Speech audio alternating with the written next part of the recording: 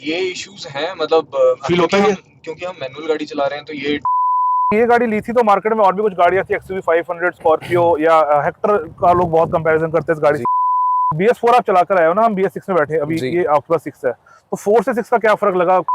In fact जब मैंने report करा टाटा डीलरशिप को तो दे आर लाइक यार ये पहला इशू हमने ये वाला फेस किया, अदरवाइज इन जिसको बोलते हैं वो 30-35 हज़ार का पार्ट है, वो पूरा चेंज हुआ है। उसके साथ एक रॉड भी होती है, वो चेंज हुआ। देखो पैसे मिले मेरे को करनी पड़ेगी। मेरे को पहले पता था मैं टाटा की गाड़ी ले रहा हूँ, इश्यूज आने वाले हैं, तो मैंने एक्सटेंडेड वारंटी पहले लेके रखी हुई है। Hello everyone and welcome. मेरा नाम है गगनप्रीत सिंह एंड आज हमारे पास चैनल के ऊपर एक हैरियर BS6 के ऑनर सरप्रीत सिंह जी। क्या हाल है सर? बहुत बढ़िया जी, आप बताइए। Very nice very nice. तो आज हम बात करेंगे इस हैरियर BS6 के बारे में। ये गाड़ी कितनी चल चुकी है? Approximately 18,000 kilometre. अप्रोक्सीमेटली 18,000 किलोमीटर, 20,000 होने वाली है मेरे ख्याल से। 21 या 21,500 के ऊपर इसकी एक और सर्विस आने वाली होती है, आई थिंक तीसरी या चौथी सर्विस। बिल्कुल। तो आज हम उसकी बात करेंगे, क्या अच्छा रहा इस गाड़ी के अंदर, क्या बुरा रहा। टाटा से तो इनका प्यार ही बहुत ज्यादा है, टाटा की सर्विस से खासकर, तो उन सब चीजों की बात करेंगे। तो शुरुआत करते हैं वीडियो की। आप लोग देख रहे हैं spare wheel and let's begin.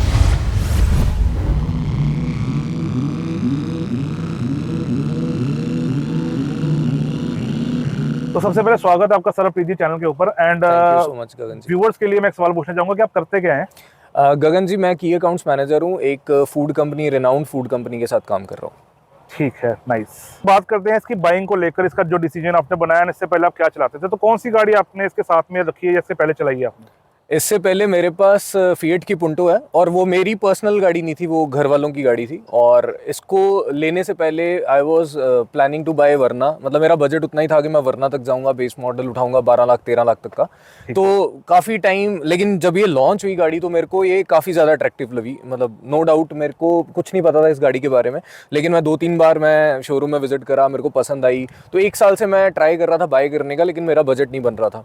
तो आफ्टर अल्टीमेटली 1 साल के बाद, 1.5 साल के बाद मुझे लगा कि मुझे यही बाय करना, तो किसी तरह बन गया। पैसे जोड़ लिए, पैसे जोड़ लिए 1 साल में थोड़े बहुत, तो बाकी लोन करवा के गाड़ी ले ली। ठीक है। तो इससे पहले सिर्फ पुंटो गाड़ी अपनी? जी, मेरे पास पहले, उससे पहले ऑल्टो थी। ऑल्टो बेचने के बाद मैंने फिएट पुंटो चलाई, अभी भी है वो, और उसके बाद ये वाली ली है। ये मेरी पर्सनल गाड़ी है। तो चलो, नाइस नाइस जी। एंड जब ये गाड़ी ली थी तो मार्केट में और भी कुछ गाड़ियां थी, एक्सयूवी 500, स्कॉर्पियो या हेक्टर का लोग बहुत कंपैरिजन करते हैं इस गाड़ी से। जी जी। तो वो गाड़ी क्यों नहीं ली? मैंने MG हेक्टर जब लॉन्च हुई थी, मैंने उसकी ड्राइव तो ज़रूर ली थी। इनफैक्ट मैंने किया सेल्टॉस और क्रेटा। सेल्टॉस एंड क्रेटा का भी ऑप्शन आ जाता है, तो वो गाड़ियां क्यों नहीं? मैंने उनका भी लिया था, मैंने ड्राइव लिया था। बट फ्रैंकली स्पीकिंग मेरे को लगता है कि वो जो सेगमेंट है वो अलग सेगमेंट है। हम पता नहीं इसको और उस सेगमेंट को मैच क्यों करते हैं, वो मेरे को नहीं लगता है कि सेगमेंट मैच। हैरियर को और Creta, Harrier versus Creta Seltos का सेगमेंट एक नहीं है, तो मुझे लगता है कि इनका आपस में कोई कंपैरिजन भी नहीं बनता। जब मैंने वो चलाई थी, मुझे एसयूवी वाली कोई फील नहीं आ रही थी। इट वाज जस्ट लाइक कि मैं एक नॉर्मल गाड़ी ड्राइव कर रहा हूँ। MG हेक्टर की बात करते हैं तो मेरे को वहां पे भी वही दिक्कत थी, मेरे को ज्यादा सॉफ्ट सस्पेंशंस लग रही थी। मेरे को मजा नहीं आ रहा था कि मैं एक एसयूवी गाड़ी चला रहा हूँ। आपने एक्सयूवी 500 का पूछा, स्कॉर्पियो का पूछा, उनके प्लेटफॉर्म्स अब जाके तो चेंज हो गए, काफी ज्यादा बेटर हो गई हैं गाड़ियां। लेकिन पहले वाले जो प्लेटफॉर्म्स है, अगर किसी ने स्कॉर्पियो चलाई होगी उनको पता होगा, बोलेरो चलाई होगी, तो भैया वो गाड़ियां ऐसे ऐसे करके चलती हैं, तो आपको कंफर्टेबल राइड नहीं झूला है, वो पर्सनल झूला आपने घर में खरीद लिया है, आपने जब बच्चे घुमाने हो तो उसमें वो राइड इतनी गंदी क्वालिटी राइड वाले डिसलाइक करेंगे वीडियो को। चलो कोई बात नहीं, नहीं हम बुरा नहीं बोल रहे किसी को, लेकिन उस टाइम पे उनका प्लेटफॉर्म इतना अच्छा नहीं था। अब ऑब्वियसली काफी इंप्रूव हो चुका हुआ। तो ये गाड़ी अभी तक, मतलब हमारे पास जो इसका जो एक रिजल्ट आया वो था, इसकी ड्राइविंग अच्छी लगी आपको हेक्टर के मुकाबले? मैं इनिशियली बताऊं तो मुझे इसका स्टांस बहुत अच्छा लगा था। मतलब ऐसा लग रहा था कि मैं खुद पर्सनली, अगर मैंने किसी की गाड़ी देखी है तो मैं खुद घूम के 2 बार गाड़ी देखता था। मेरे को बहुत पर्सनली पसंद थी। ब्लैक कलर ऑब्वियसली मेरे को पसंद था। तो पहली चीज तो मेरे लिए स्टांस थी। मेरे को ये नहीं पता था कि टाटा कैसी, मैं आज से पहले टाटा की तरफ इतना इंक्लाइंड था ही नहीं।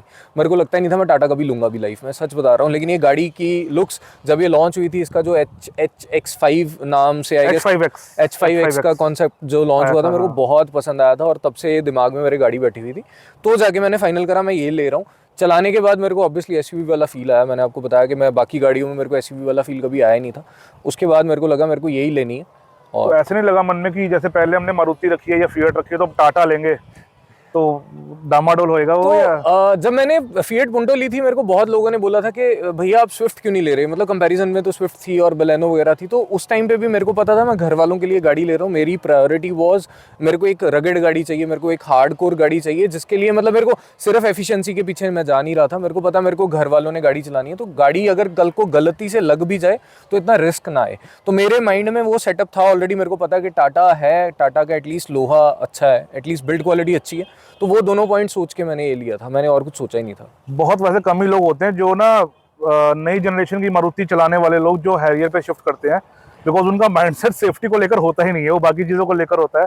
तो वहाँ पर हैरियर उनको शायद अपीलिंग नहीं लगती, क्योंकि फीचर वगैरह अब सबको पता कि नहीं है। हैरियर जितने भी लोग लेते हैं सबको पता है, उनका ओपिनियन थोड़ा सा रहता है लुक्स को लेकर, एंड थोड़ा बहुत उनको एक रगड फीलिंग चाहिए होती है। चाहे लोगों को पता भी हो कि टाटा की सर्विस ज़बरदस्त है, उसके बाद भी लोग हैरियर का मन बना लेते हैं। तो ये तो होगी हैरियर की बात स्ट्रेंथ वाली, कि हमें लुक्स पसंद थी, इसकी इनको बिल्ड क्वालिटी पसंद थी। बट एक हैचबैक से सीधा एसयूवी पे आना, वो स्टेप आसान रहा, कैसा रहा वो? जी पर्सनली मैंने कभी सोचा ही नहीं था। मैं एक पर्सनली बताता हूँ, मैं एंथुजियास्ट हूँ, गाड़ी चलाना मेरे को बहुत पसंद है। मतलब गाड़ी चलाना पर्सनली मुझे बहुत पसंद है। तो मेरे को ये नहीं था कि मैं इसके बाद ये वाली चला रहा हूँ या वो वाली चला रहा हूँ। तो मेरे को पर्सनली गाड़ी ड्राइव करना, जितनी मर्जी ड्राइव करा लीजिए मेरे से। तो इट वाज लाइक कि यार मेरे को ये पसंद है, मेरे को ये लेनी है। मतलब अगर बजट नहीं बनता तो ऑब्वियसली वरना या I end up would have been कुछ और ले लेता, बट ये मेरे को पसंद थी। तो मैंने ये सोचा ही नहीं कि मैं हैचबैक के बाद एसयूवी पे आ रहा हूँ या किसी पे आ रहा हूँ। तो मेरे को अच्छा लगा, ओके लगा, मतलब कोई इतना ट्रांजिशन लगा नहीं। नहीं, कई बार बंदा सीधा बड़ी गाड़ी लेता है तो बंदा पछताता है। नहीं ऐसा कुछ नहीं है। सिटी ड्राइव्स में मेरे को थोड़ा मतलब, क्योंकि इसका ब्रॉड है ज़्यादा साइज, आपको पता है कि इसकी चौड़ाई आएगी एंडेवर और फॉर्च्यूनर से भी ज़्यादा, तो वहाँ पे कहीं पे थोड़ी सी प्रॉब्लमैटिक सिचुएशन बन जाती है सिटीज़ में पार्क करने के लिए। अदरवाइज चलाने में आई डोंट थिंक सो कि मेरे को कुछ खास फर्क लगा। तो अब इसको चलाते हुए आपको 18,000 किलोमीटर हो गए जी, हैं। बिल्कुल। कब ली थी आपने ये गाड़ी? अप्रॉक्सीमेटली 2 साल होने वाले हैं। मेरी ज़्यादा ड्राइव नहीं है, दिन का मैं बहुत कम ड्राइव करता हूँ, तो 18,000 ही चलिए 2 साल में। ठीक है ये BS6 वाली, राइट? जी। तो अभी तक ये गाड़ी कैसी चल रही है, चलाने में कैसी है? गगन जी चलाने में अगर मैं बात करूं तो ये हार्ड सस्पेंशन कैरी करती है, हमें पता ही है सबको। तो हार्ड सस्पेंशन मतलब हाईवेज पे तो ये क्रूज करती है, मतलब हाईवेज पे तो मेरे को लगता है कंपैरिजन ही नहीं है। लेकिन अगर मैं सिटीज़ की बात करूं तो मुझे लगता है थोड़ी सी स्लाइटली सॉफ्ट और सेटअप किया जा सकता था तो ज़्यादा बढ़िया हो जाता। लेकिन अदरवाइज गाड़ी चलने में कोई दिक्कत नहीं देती, बहुत मज़ेदार चलती है। चलने में तो वैसे हम सभी को पता है कि हैरियर गाड़ी मतलब है तो बेजोड़िया, ठीक है। हाईवे के ऊपर खासकर इस गाड़ी का कोई खास तोड़ नहीं है इस सेगमेंट के अंदर। जो स्टेबिलिटी हैरियर की बनती है वो किसी गाड़ी की भी नहीं बनती। आप जितनी मर्जी गाड़ी प्रेज कर लो या जो मर्जी कर लो, ये मैं ऑनर होने की वजह से नहीं बोल रहा, जितनी गाड़ियां भी मैंने चलाई हैं नहीं आती हैरियर की गाड़ियां क्लोज, ये फैक्ट है। लेकिन वही बात है कि जब आप लोगे, आप टेस्ट ड्राइव करोगे अलग अलग गाड़ियां, इसलिए कहते हैं सारी गाड़ी चला के देखनी जरूर चाहिए। एंड अगर मैं चला के देखने वाली बात ही करूँ तो आज हम जहाँ पर आ रखे हैं, मैं ये गाड़ी चलाकर आया हूँ BS6। आप लोगों को शायद पता ही होगा, बहुत से लोगों को, कि BS4 गाड़ी मैं ऑन करता हूँ, जो आपको शायद फ्रेम में पीछे दिख रही होगी। तो BS4 आप चलाकर आए हो ना, हम BS6 में बैठे अभी, ये आपके पास 6 है। तो 4 से 6 का क्या फर्क लगा? कुछ भी मेरे को कुछ मेजर चेंजेस नहीं लगे। मतलब वहाँ पे मेरे को पता है कि 140 PS की पावर शायद वो क्रिएट करती है, 170 के अराउंड की पावर क्रिएट करती है। लेकिन मेरे को लगा ये ऑन पेपर्स डिफरेंस ज़्यादा लगेगा, लेकिन चलाने में मेरे को पर्सनली बता रहा हूँ मेरे को ज़्यादा डिफरेंस नहीं लगा। एक हल्का सा 2-3 चीज़ों में लगा, आपका जो शायद साउंड सिस्टम है वो बेटर है मेरी वाली गाड़ी से, हल्का सा मेरे को वो लगा। वो XZ है, ये XT प्लस है। तो XZ में ये होता है कि एम्पलीफायर आता है बीच में, बस जो वूफर लगा होता है। उस टाइम पे BS4 में वही टॉप आता था। अब इसके अंदर ये XT प्लस मेरे ख्याल से सबसे VFM वेरिएंट भी यही है, जिसमें आपको सनरूफ मिल जाती है सस्ते में, अदरवाइज आपको टॉप मॉडल पे जाना पड़ता है। तो ऑडियो के अलावा और मतलब ऑडियो के अलावा मेरे को चलाने में तो ऑब्वियसली मेरे को लगता है कि सारा सेटअप सेम है, तो कुछ खास फर्क नहीं पड़ा। आपकी गाड़ी में ऑब्वियसली वो वेट मोड्स और ड्राई मोड्स वो सब है, वो मेरे को ज़रूर, मैंने एक आधी जगह पे मैंने ट्राई करा तो मेरे को अच्छे लगे वो मोड्स। वो गिमिक नहीं है, वो एक्चुअल में काम करते हैं। तो अदरवाइज चलाने में कोई डिफरेंस नहीं है। एक आपका जो गियर नॉब है वो थोड़ा स्लाइटली बेटर परफॉर्म करता है मेरे वाले गियर नॉब से, वो मैंने भी चलाया तो मेरे को लगा। बाकी वो वही बात है कि हर बंदे को अपनी गाड़ी अच्छी लगती है, तो वो चलो हम अंदर बैठ के बात करेंगे। इसके अलावा देयर वाज नो डिफरेंस नहीं चलाने में। इसके अलावा मुझे भी कोई खास ज्यादा फर्क लगे नहीं। बाकी 1-2 चीजें हैं तो वो सारी बात हम गाड़ी के अंदर बैठ के करते हैं। लेकिन उससे पहले इश्यूज क्या क्या रहे अब तक गाड़ी के साथ? मेजर इश्यूज क्या आए? इश्यूज मेजर बहुत ज़्यादा इशू मेरे को ये आ रहा था, ये पहली बारी किसी ने ये वाला इशू रिपोर्ट किया था। मतलब इससे पहले इश्यूज बहुत सारे रिपोर्ट हुए हैं डीलरशिप पे कि नॉइस आ रही है स्टीयरिंग में, या कुछ उसका जो पंप होता है उसमें थोड़ी सी उसकी वजह से आवाज़ आती है। इसमें मेरा ये था कि अगर मैं राइट टर्न ले रहा हूँ गाड़ी को तो मेरा बैक मारेगा स्टीयरिंग लेफ्ट को अपने आप। अगर मैं लेफ्ट टर्न ले रहा हूँ तो मेरा स्टीयरिंग राइट मारेगा खुद से। तो ये चीज़ मेरे को दिक्कत दे रही थी। अगर मैं कहीं ट्रैवल करता हूँ पहाड़ों पे या कहीं और, तो वहाँ पे बहुत मेजर इश्यूज आ रहे थे, क्योंकि वो खुद ब खुद स्टीयरिंग अपनी स्टांस लेता था। वो चीज़ मैंने रिपोर्ट करी थी, तो अभी उसका सोल्यूशन मैं आपको बताऊंगा अंदर बैठ के हम जब बात करेंगे तो कैसे इसको रिजॉल्व किया। लेकिन वो मेजर इशू था। उसके बाद मेरे को लगता है कि सबको ये इशू थोड़ा थोड़ा फील हुआ होगा कि इसका जो प्लेयर है, मतलब साउंड सिस्टम है या जो भी टच स्क्रीन है, वो थोड़ा लेगी फील होता है। वो अगर मतलब आने वाली गाड़ियों में ऑब्वियसली इंप्रूवमेंट हुई है, लेकिन वो यहाँ पे इशू है। ओके, तो अभी बैठते हैं गाड़ी के अंदर, गाड़ी को थोड़ा चला के देखते हैं, क्योंकि वैसे भी धूप मेरे चेहरे पे सीधी सीधी पड़ रही है। अंदर बैठते हैं आराम से, एक दो चीजें देखते हैं, बाकी का वीडियो उसमें कंटिन्यू करते हैं। So right now I am driving the BS6 Harrier and as such instantly कोई फीलिंग नहीं पता चलती आपको कि क्या डिफरेंस है। कुछ लोग ना कहते हैं 170 बड़ा तगड़ा फील होता है। सुबह जैसे चलाया तो मेरे को नहीं पर्सनली लगता कोई बहुत ज्यादा फील होता है। इनफैक्ट मेरी थिंकिंग भी यही है, थिंकिंग कह लो, एक्सपीरियंस कह लो, कि डीजल गाड़ियों के अंदर आपको टॉर्क ज्यादा फील हो जाता है, एंड पेट्रोल गाड़ी में आपको वो पता चलता है BHP, बिकॉज आप हायर RPM पे लेके जाते हो उसको। डीजल गाड़ी आपकी 1500-2000 तक आपको उसके ऊपर जरूरत भी नहीं पड़ती आमतौर पे। तो यस, मैं डेफिनेटली ये चीज जरूर बोलूंगा कि हो सकता है हाई स्पीड के ऊपर, मतलब ये गाड़ी ना चाहे कोई सी भी हो, XZ XT, उससे फर्क नहीं पड़ता, BS6 हैरियर हाई स्पीड ज्यादा होगी और वो हाई स्पीड को थोड़ा सा जल्दी भी पकड़ेगी मेरे ख्याल से जी। एटलीस्ट। अगर मतलब अगर जल्दी ना भी पकड़े, चाहे बराबर ही पकड़े, पर फिर हाई स्पीड ज्यादा होगी उसकी। मतलब हाँ, अगर आप 100 या 120 के ऊपर की बात करें तो ऑब्वियसली मेरे को भी यही फील होता है। मतलब स्पोर्ट्स मोड में अगर नॉर्मल आप सिटी ड्राइव कर रहे हो या कहीं और कर रहे हो, तब तो आपको ऑब्वियसली फील नहीं होने वाला। तो ये चीज का हाँ, स्पोर्ट्स में हो सकता है थोड़ा बहुत डिफरेंस आए, लेकिन वो भी पर्सनली मेरे को पता नहीं, मैंने सुबह चलाई तो मेरे को ऐसा लगा नहीं। बट वही है कि वो 19-21 का डिफरेंस होगा और बहुत ऊपर जाके होगा। जो लोग आमतौर पे कह रहे हैं ना, अरे वो तो स्लो है, ऐसा बोला था मुझे नहीं, पहले नहीं, किसी ने। मैंने पर्सनली आपकी गाड़ी चलाई है 140 PS, तो मेरे को बिल्कुल भी ऐसा नहीं लगा। पहले भी चलाई है एक दो बारी, है पहले ना, भी एक दो बारी चलाई बिल्कुल। तो मेरे को पर्सनली इतना ज्यादा डिफरेंस ऑब्वियसली नहीं लगा, बट ऐसा कुछ नहीं है। वो I guess day to day में तो बिल्कुल नहीं फील होगा वो डिफरेंस। ऑन पेपर्स शायद लगता है नंबर्स ज्यादा होंगे, बट ऐसे चलाने में नहीं ऐसे रियल में नहीं पता लगता क्या चीज है। सो अब बात करते हैं इस गाड़ी के बारे में। आपने अपने आप ड्रॉ रखे हैं इसके सीट कवर वगैरह, इसमें बाय डिफॉल्ट क्या आता है? बाय डिफॉल्ट इसमें शायद मेरे को याद भी नहीं है, वो कपड़े वाला मटेरियल आता है कुछ।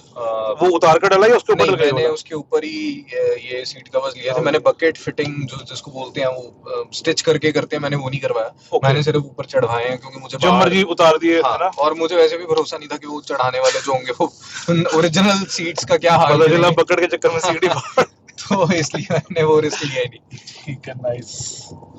बाय द वे, ये सीट ना बहुत भाई ने ऊंची कर रखी है। मैं इतनी ऊंची गाड़ी नहीं चलाता, मैं तो सेडान की फीलिंग लेता हूँ, लेकिन आज हम एक दूसरा पर्सपेक्टिव देख रहे हैं। और इतनी ऊंची होने के बाद ना मेरे को पूरा बॉनेट दिख रहा है हैरियर का। मेरे को अपनी गाड़ी में हैरियर का बॉनेट नहीं दिखता, मतलब कम दिखता है कंपैरेटिवली। तो चलो, नाइस। काफी ग्राउंडेड है भैया, तो काफी नीचे होके चलाते हैं। हम एसयूवी भी नीचे होकर ऊपर करके चला रहे थे, क्योंकि मजा नहीं आता चलाने में। नहीं, इसका ऊपर करके अब एक डिफरेंट फील आती है। ऊपर करके आपको लगता है कि आप एक डिमांड एक अपना कमांडिंग पोजीशन में बैठे हो, लेकिन मेरे को, मैं कंफर्ट ओरिएंटेड ज्यादा हूं। मेरे को होता है कि मतलब रिलैक्स होनी चाहिए गाड़ी, कोई भी है ना, तो मैं उस हिसाब से चलाता हूँ। एंड क्लच का ट्रैवल कितना लगता है इस गाड़ी में? जैसे कुछ लोग कहते हैं क्लच का ट्रैवल बहुत ज्यादा है। इनिशियली 1-2 दिन मेरे को हल्का सा ज्यादा लगा, क्योंकि मैं हैचबैक से एसयूवी में आया हूँ। लेकिन मैं बहुत ज्यादा, जो लोग बोलते हैं बहुत ज्यादा ट्रैवल है, बहुत मतलब आपकी सिटिंग पोजीशन पे ऑब्वियसली एडजस्ट वो अगर करके बैठेंगे, तो मेरे को नहीं लगता कुछ बहुत ज्यादा डिफरेंस आएगा। ठीक है। और जो लोग कहते हैं यहाँ घुटना अड़ता है डैशबोर्ड के नीचे, ये इश्यूज हैं, मतलब फील होता है क्योंकि हम मैनुअल गाड़ी चला रहे हैं, तो ये डेफिनेटली होने वाला। अगर आपकी सिटिंग पोजीशन या आपकी हाइट उतनी नहीं है, वैसे अपने आप को लगता है रोज? नहीं, मैं डेली बेसिस पे आदत हो चुकी हुई है, तो मेरी सिटिंग पोजीशन वैसे भी, जैसे अभी भी आप देख पा रहे हो, मैंने रिक्लाइन काफी पहले ज्यादा करी थी, तो मैं रिक्लाइनिंग पोजीशन में रिक्लाइन भी बहुत ही ऐसे नहीं। जब मैं गाड़ी में बैठा था, काफी रिक्लाइनिंग, पता नहीं कितने पीछे थी ऐसे यार। तो हाँ, मैं लेग्स वाला भी पीछे रखता हूँ पोर्शन, तो वैसे चलाता हूँ। ऐसे पहले ना इंडिका चलाता था अपनी स्टार्टिंग में, जब मेरे को ना जब शौक पड़ा था ना गाड़ी चलाने का।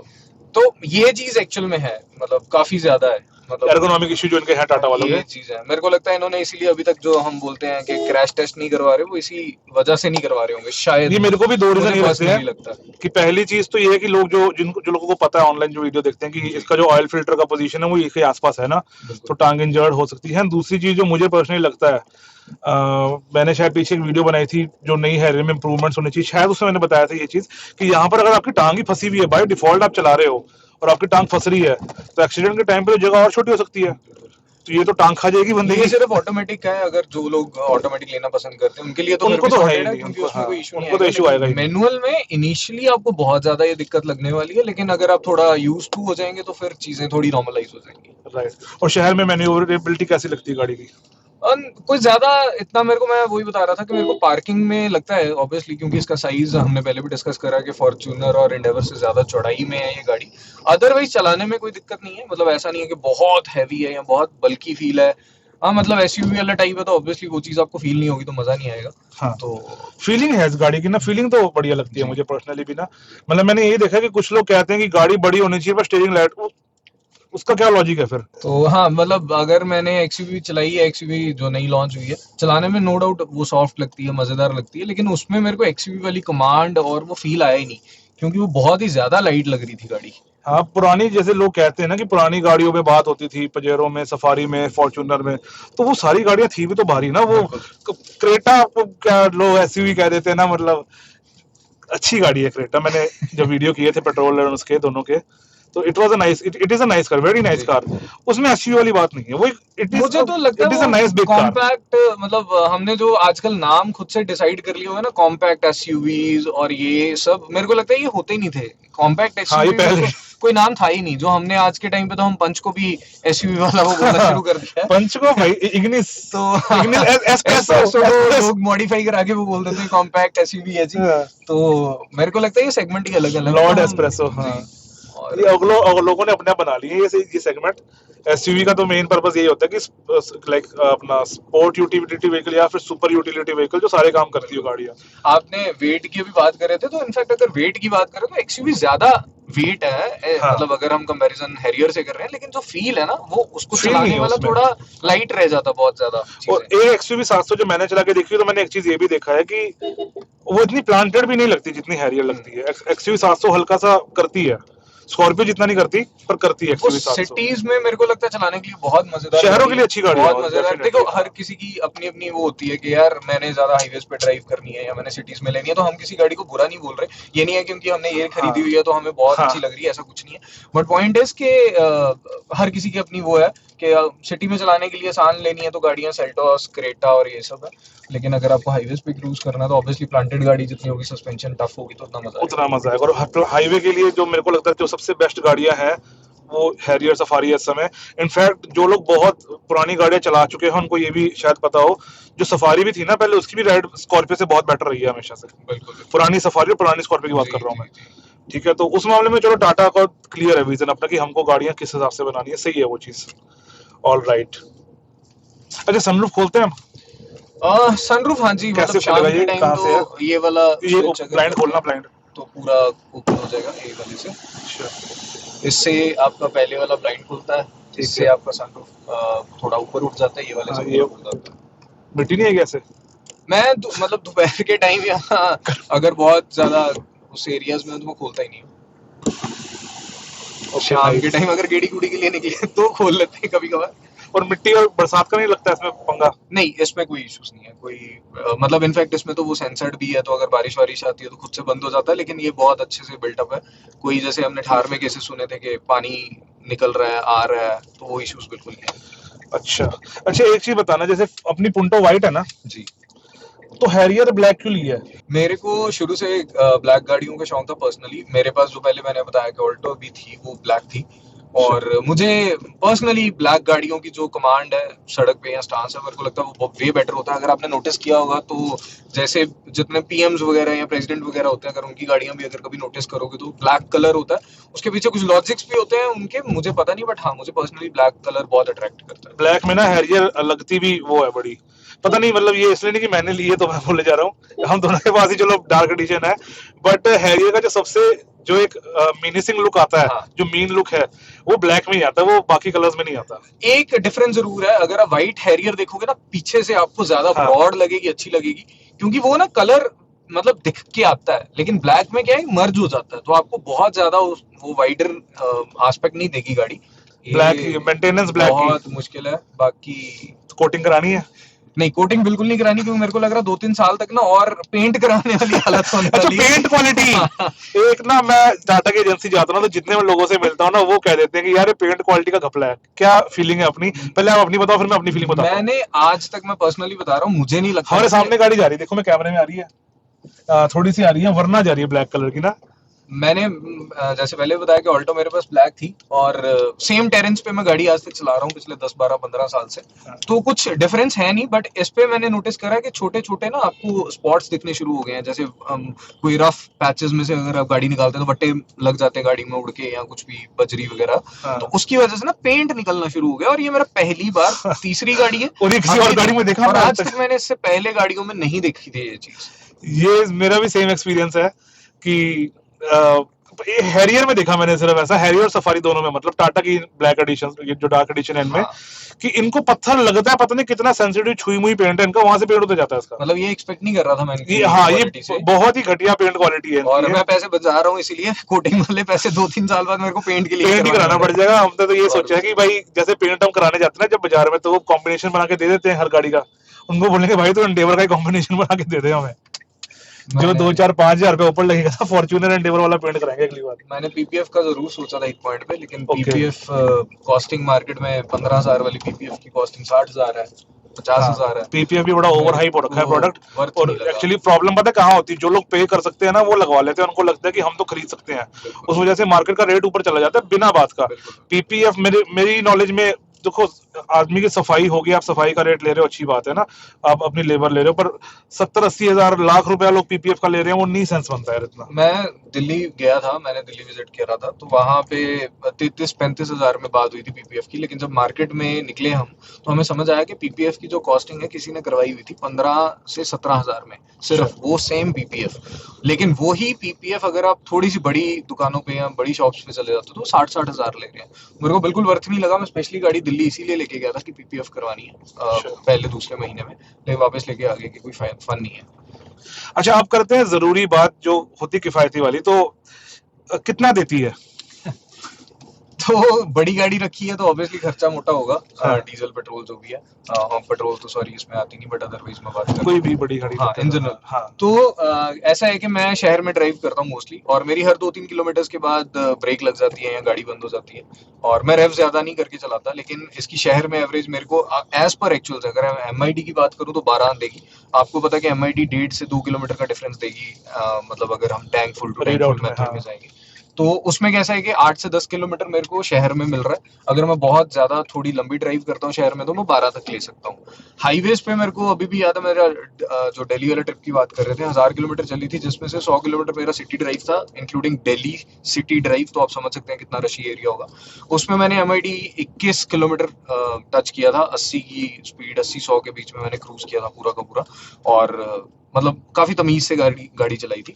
तो tank full to tank full में 21 मेरे को एमआईडी पे दिखा रहा था, तो ऑन एन एवरेज 19-19.5 की मैंने एवरेज क्लॉक करी थी उसमें। अच्छा, इसके अलावा माइलेज तो चलो एक खर्चा हो गया अपना, माइलेज मेरे को भी लगता है कि हैरियर की माइलेज ठीक ठाक है, मतलब मैं अपने वाले में से भी ऑन एमआईडी मैंने 23-24 एवरेज निकाली हुई है, हालांकि वो आती हाईवे के ऊपर है, मैं ये नहीं कहने लगा शहर में मेरी एवरेज भी 10-12 रहती है। आपकी वही हम जैसे पहले भी बात कर रहे थे, BS4 है तो हल्का सा पावर कम है ना, तो मेरे को शक क्या, मतलब मेरे को लगती भी ये चीज कि BS4 की एवरेज ज्यादा है, वहाँ 1-आधा किलोमीटर एक आधे का फर्क है, बहुत ज्यादा फर्क नहीं है, लेकिन वो डिफरेंस है, और वो आप हाईवे पे आओगे आपको इंस्टेंटली फील हो जाता है। शहर में थोड़ा बहुत, बाकी देखो ट्रैफिक कितना था, जैसे हम शहर में घूम रहे हैं, कोई ट्रैफिक नहीं मिल रहा, ट्रैफिक मिलेगा तो ये और गिर जाएगी एवरेज, तो उसका तो चलो कुछ कर नहीं सकते।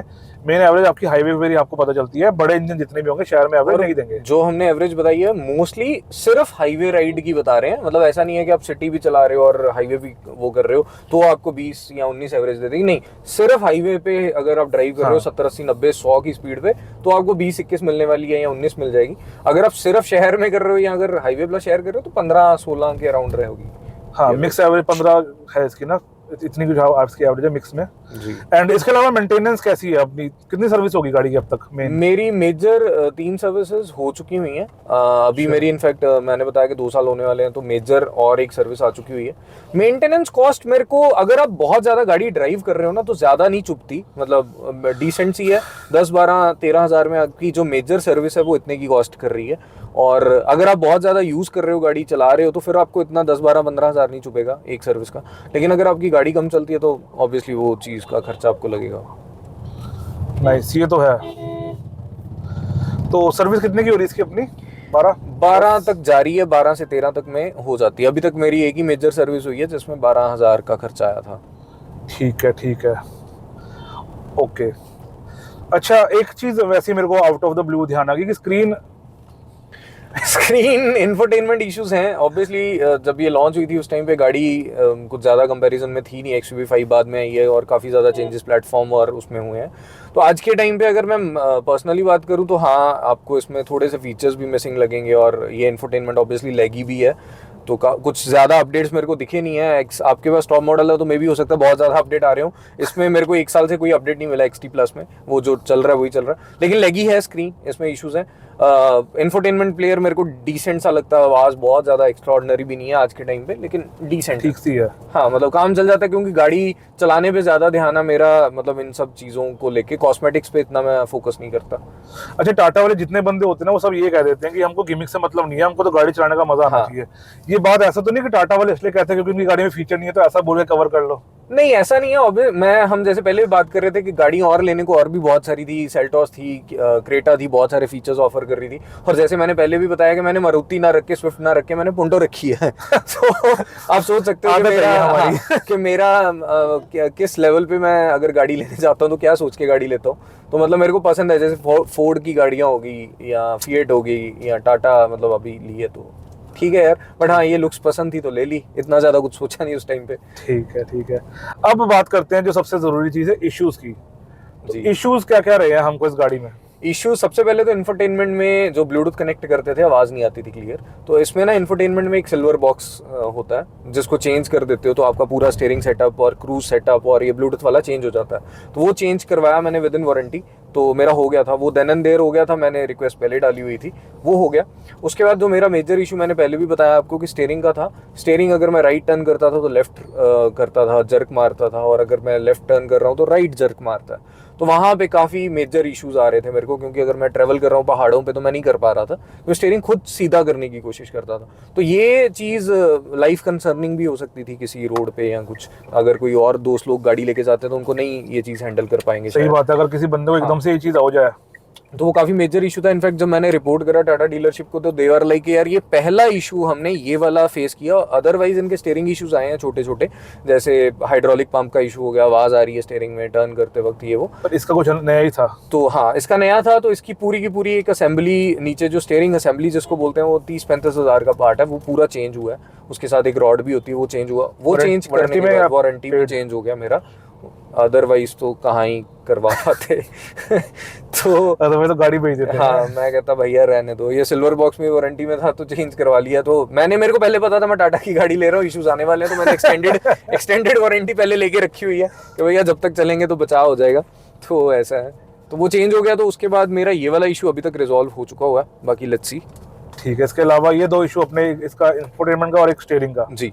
इसके अलावा कोई इशू? इसके अलावा हल्का सा फर्स्ट गियर में जर्क आता है मेरे को, मेरा चलते चलते अटक जाता है वो। फर्स्ट गियर 5% अटकता है तो बहुत अटकता है, लेकिन नॉर्मली चलता तो अच्छा चलता है। तो सर्विस का अब तक का कैसा एक्सपीरियंस रहा हमारा?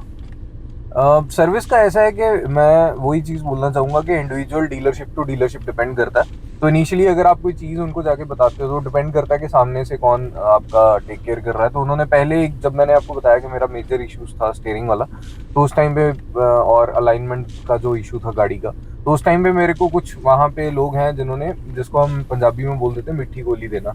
तो पहले तो मिट्टी गोली दे देते हैं कि शायद कस्टमर को ये चीज़ की समझ नहीं होगी, नहीं जी ये तो ऐसा फीचर है, ये तो वैसा फीचर है, सॉर्ट हो जाएगा। लेकिन ऐसा है कि जब आप अच्छे से रिपोर्ट करते हो उस चीज़ को, तो उन्होंने काफ़ी अच्छे से मेरी सुनवाई करी है और अभी तक चीज़ें काफ़ी रेक्टिफाई करी भी हैं। तो ऐसा नहीं है कि नहीं हुआ। तो जैसे एक चीज आपने बताई कि पीछे जो आपका स्टीयरिंग का पार्ट चेंज हुआ था वो महंगा वगैरह भी था ना, वारंटी में जो चेंज हुआ 30-35 हज़ार का, तो वो वारंटी क्लेम करते समय या वारंटी प्रोवाइड करते समय किसी तरह का इशू तो नहीं रहा इनके साथ? नहीं, वारंटी वाली चीज़ें जो भी मेरी अभी तक चेंज हुई हैं, ये बैकएंड पे उन्होंने अपना प्रोसीजर खुद से करा है। मुझे बस इतना पता था कि मेरा ये पार्ट वारंटी में, उन्होंने मंगवाया, उन्होंने रिप्लेस किया और गुड टू गो था, उसमें कोई दिक्कत नहीं आई। बट हाँ, कई बार ऐसा हो जाता है कि जैसे मल्टीपल चीज़ें हम सोच के चल रहे थे कि इसमें मल्टीपल चीज़ें खराब होंगी, जैसे आपका स्टीयरिंग का जो एक हाइड्रोलिक पंप होता है वो भी खराब हो सकता है, या स्टीयरिंग असेंबली भी खराब हो सकती है। उस टाइम पे स्टार्टिंग में इनिशियली उनको ये नहीं समझ आ रहा था कि हम पहले एक पार्ट ऑर्डर करें, फिर उसको टेस्ट करें, फिर दोबारा से दूसरा पार्ट टेस्ट करें। तो मैंने उनको बोला यार ऐसे बार बार आना जाना बहुत मुश्किल हो जाएगा, तो यहाँ तो आप कोई और गाड़ी का लगा के वो पार्ट टेस्ट कर लीजिए। फिर उन्होंने वैसे ही करा कि पहले उन्होंने किसी और गाड़ी का पार्ट फिट करके टेस्ट करा, उसके बाद हमें समझ आ गया कौन सा पार्ट खराब है, तो फिर उन्होंने वो ही सिंगल पार्ट ऑर्डर करके रिप्लेस किया। क्या इसका मतलब है कि ये लोगों की गाड़ियों के पार्ट लगा रहे हैं हमारी गाड़ी पे? I am not pretty sure, but I guess वो डेमो गाड़ी का पार्ट था। ओके, ठीक है ठीक है। तो ओवरऑल सर्विस से मतलब अभी तक हमारा जो एक्सपीरियंस है वो न्यूट्रल टू पॉजिटिव है। हाँ, न्यूट्रल टू पॉजिटिव है। मतलब कुछ ज़्यादा मैं ऐसे नहीं बोल सकता कि बहुत ही जैसे टाटा की हमने सुना हुआ है। मैं वही बोलूँगा कि इंडिविजुअल्स पे डिपेंड करता है जो वहाँ पे जॉब करते हैं वो कितने सीरियस हैं उस जॉब को लेके। लेकिन अच्छा ही था, इतना बुरा एक्सपीरियंस नहीं था मेरा। ठीक है। अभी रिसेंटली पता नहीं क्यों मेरे को एसी की कूलिंग थोड़ी कम लग रही है। I am not sure. Cooling कम है इस गाड़ी की, मेरे को अभी लगनी शुरू हुई है। तो अभी मैं सुबह से चला रहा हूँ और अभी इसका 22 डिग्री है। जब हमने कहीं जाके जहाँ मैंने कार पार्क करी है, जब हमने लोकेशन बदली तो वहां पर मैं भी 22 करके गया था अपनी। जी। तो मेरी कूलिंग 22 पे लग रहा है कि ज्यादा है। 1 मिनट को ऑटो करते हैं एक बार 22 पे, थोड़ी देर में इसकी बात करते हैं। पर आई जस्ट फील लाइक इसकी गाड़ी की कूलिंग ना सुबह से मुझे लग रहा है हल्की सी कम। ये मेरे को अभी हफ्ते 10 दिन पहले से ही लग रहा है। उससे पहले बहुत नॉर्मल कूलिंग थी। इनफैक्ट मेरे को लगता था कि कूलिंग बहुत अच्छी है इन गाड़ियों की। नहीं, कूलिंग अच्छी है, टाटा की कूलिंग अच्छी है, पर फ्लो भी अच्छा है। हाँ, फ्लो इनका पता नहीं ज्यादा ही तूफान ही कर देता है फ्लो इनका। कूलिंग तो अच्छी है लेकिन इस चीज के इश्यू मतलब एक है। एक दूसरी हैरियर भी है मेरे सर्कल में और उसमें प्रॉब्लम है कि उसका एसी बंद ही नहीं होता, ऑटो कट नहीं होता। वो चलता ही रहता है, उसका कंप्रेसर लगातार चलता रहता है। उसको मैंने बोला, मैं कहा भाई करवा ले तू, इससे पहले वो खराब परमानेंट हो जाए। अब इसको मैंने 22 पे किया है। पंखा मेरा तेज हो गया पर कूलिंग में मतलब ऑटो करने के बाद भी इम्प्रूवमेंट नहीं आ रही मुझे। थोड़ा सा है इसका, मेरे को लगता है सर्विस करानी पड़ेगी एक बार। हाँ, मैं बाकी कहाँ गाड़ी चलती है उन सब चीजों पे डिपेंड करता है ना। अच्छा, सनरूफ से भी कूलिंग का फर्क पड़ता है? कभी फील हुआ ऐसा गर्मियों में? सनरूफ अगर आप ये खोल के रखते हो मतलब ब्लाइंड को, शीशा है, हाँ, तो शीशा छत के मुकाबले ज्यादा गर्म नहीं करता? बिल्कुल करेगा, क्योंकि ट्रैप हो जाती है जो अंदर गर्म हवा वो बाहर नहीं जा पाती। और अगर छत से हवा पड़ रही है हमको धूप से, फिर तो नहीं रही आती। हाँ, मतलब वो ट्रैप हो जाती है। तो मैं वही बोल रहा हूँ, जब सनरेज आती है अंदर तो बाहर तो जा ही नहीं पाती। तो वो चीज़ है, वो फर्क पड़ेगा। तो मैं धूप में तो खोलता ही नहीं हूँ। वैसे भी सनरूफ का कोई पॉइंट ही नहीं है धूप में खोलने का। धूप में तो होते हैं लोग जो बच्चों को बाहर निकाल लेते हैं। हाँ, मतलब जिनको क्रेज है छोटे बच्चों को। अगर आप अपने बच्चों से छुटकारा पाना चाहते हैं तो अपने बच्चों को सनरूफ पे लगाना, एकदम से ब्रेक मारे। तो ये काफी रिस्की अफेयर है वैसे सनरूफ वाला बच्चों वाला। So guys, that was all for today and हमने मोस्ट ऑफ द सवाल तो पूछ ही लिए हैं। अगर फिर भी आपका कोई सवाल है तो आप वो मुझे कमेंट्स के अंदर पूछ सकते हो, या आप ब्रदर के इंस्टाग्राम पे जा सकते हो। जैसे इन्होंने बताया इनको भी गाड़ियों का शौक है, तो इनके इंस्टाग्राम के ऊपर भी आपको कुछ इन्फॉर्मेशनल वीडियोस मिल सकती हैं। एंड ऐसे बोलना तो नहीं चाहिए मतलब अपने चैनल पे। इनका इंस्टाग्राम वैसे मेरे इंस्टाग्राम से ज़्यादा चलता है, वहाँ पर ये एक्टिव ज़्यादा रहते हैं। मैं इंस्टाग्राम पे कुछ नहीं डालता, ये भैया बहुत कुछ डालते हैं। तो आपका इंस्टाग्राम हैंडल क्या है? मेरा है सरबप्रीत 77 नाम से है। तो सरबप्रीत 77 को आप फॉलो कर सकते हैं इंस्टाग्राम पे फॉर इन्फॉर्मेशनल वीडियोस गाड़ी से रिलेटेड। एंड अच्छी व्यूज है, मतलब व्यूज भी उनके अच्छे हैं। ठीक है, मैं एक चीज़ यहाँ पे ऐड ऑन करना चाहता हूँ। मैं जब स्टार्टिंग में मैंने मतलब ऑब्वियसली मेरे को शौक था, तो मैंने जब सबसे पहले स्टार्ट करा था तो मैंने गगन जी का नंबर उठाया था, कहीं से इनसे बात करी थी इनके चैनल के थ्रू। नंबर तो मैं थोड़ा इनसे इन्फ्लुएंस हुआ था, इनसे मैंने चीज़ें समझी थी कि कैसे कर रहे हैं। क्योंकि मेरे को भी यूट्यूबिंग का शौक है, लेकिन मैंने ज़्यादा स्टार्ट नहीं कर पाया। तो अभी के लिए मैं सिर्फ इंस्टा पे कर रहा हूँ, लेकिन मैं इनसे काफ़ी इंस्पायर हुआ था। और इनफैक्ट गाड़ी जब लेनी थी तब इन्होंने ही गाड़ी ली थी सबसे पहले अमृतसर में, मेरे को जहाँ तक याद है। तो मैंने सबसे पहले इन्हीं से बात करी थी। तो उसके बाद मैंने अपना इंस्टाग्राम वगैरह करना थोड़ा शुरू करा। तो काफ़ी इन्फ्लुएंस मतलब मेरे को हुआ इनसे। काफ़ी अच्छी मतलब हेल्प कर देते हैं, कोई दिक्कत वाला बात नहीं है। तो काफ़ी इन्होंने हेल्प करी मेरी। नहीं, हमने तो कई तो सी बात की, इतनी पॉजिटिव बात नहीं करनी हमने। स्टार्टिंग में बात हुई थी जो देखो पैसे मिले मेरे को करनी पड़ेगी। नाइस, ठीक है। तो दैट्स ऑल गाइस। किसी भी तरह का सवाल है आप इनके इंस्टाग्राम पे डायरेक्टली इनसे बात कर सकते हो, अगर आपको XT प्लस खासकर वेरिएंट के रिगार्डिंग बात करनी है, राइट। अदरवाइज इंस्टाग्राम पे मैं तो चलो जवाब आपको मिलता रहता है लोगों को। तो that was all for today. मुलाकात करेंगे कि किसी अगले वीडियो के अंदर। तब तक के लिए keep liking, sharing, subscribing and supporting. भाई का इंस्टाग्राम जरूर चेकआउट कीजिए। Thank you so much guys, thank you, bye bye.